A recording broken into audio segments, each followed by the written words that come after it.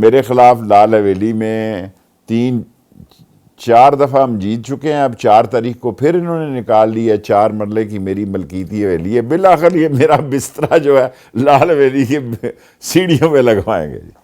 یہ خود بھی ذلیل اور رسوا ہوں گے. ایسے ایشو لے کے آئے ہیں.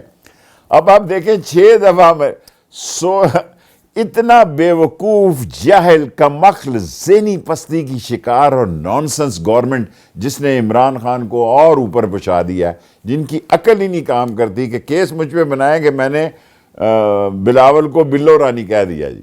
اور جج پوچھتا ہے بھی اس میں کیا گستاخی ہو گئی ہے، کوئی پیغمبر ہے، کوئی ولی ہے، میرا مطلب ہے. یہ چیف جسٹس چنگیزی ان سے پوچھتا ہے کہ اگر اس نے بلو رانی کہہ دیا تو کون سی قیامت آ گئی ہے، اس میں کیا آپ جائیں جہاں آپ عمران خان کے خلاف کیس کرنے گئے ہیں اور اس کو آپ لے کے جا رہے ہیں لس بیلا اور کوئٹہ اور موچکو اور کدھر. جب دماغ کام نہ کرے، دیکھیں اللہ کسی کا جب راستہ بناتا ہے نا تو اسی طرح کے بے وقوفی کے فیصلے کرواتا ہے اور اس کو مزید مقبول کرواتا چلا جاتا ہے. اگر یہ عقل سے کام لیتے تو شاید حالات ان کے اتنے خراب نہ ہوتے. اچھا بٹ شیخ صاحب، خان صاحب نے جو دونوں صوبوں کی اسمبلیاں تحلیل کی، although کہ پرویز الہی صاحب ان کو مشورہ دے رہے تھے کہ اسمبلی تحلیل نہ کریں، آپ کے خیال میں وہ درست فیصلہ تھا؟ کیونکہ موجودہ حکومت جو ہے وہ آبجیکٹو اچیو ہونے نہیں دے رہی، وہ آئین کے مطابق نئی چیزیں چلانے دے رہی. نہیں دے رہی نا لہذا فیصلہ درست تھا اسمبلیاں تحلیل ہونے کا، کیونکہ ولنریبل ہو گئے خان صاحب. تو میں پنجاب کی سیاست نہیں کرتا. آپ باچا خان سے لے کے آج تک بگٹی سے لے کے غوث بخش جنیجو سے لے کے اور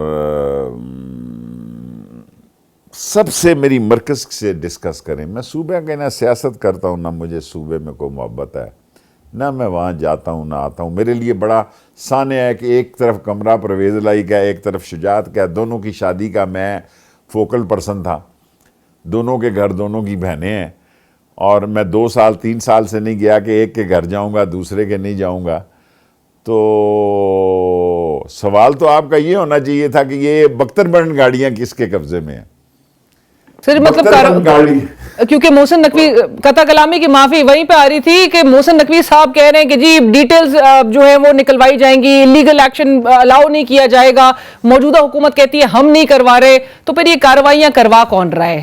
اللہ تیرا بھلا کرے، اللہ بیٹے آپ کو خوش رکھے. کیا بات کہہ دی آپ نے. کوئی تو ہے جس کی پردہ داری ہے. چلمن کے پیچھے ان کی ٹائمنگ دیکھیں کہ پولیس موو کب ہوتی ہے.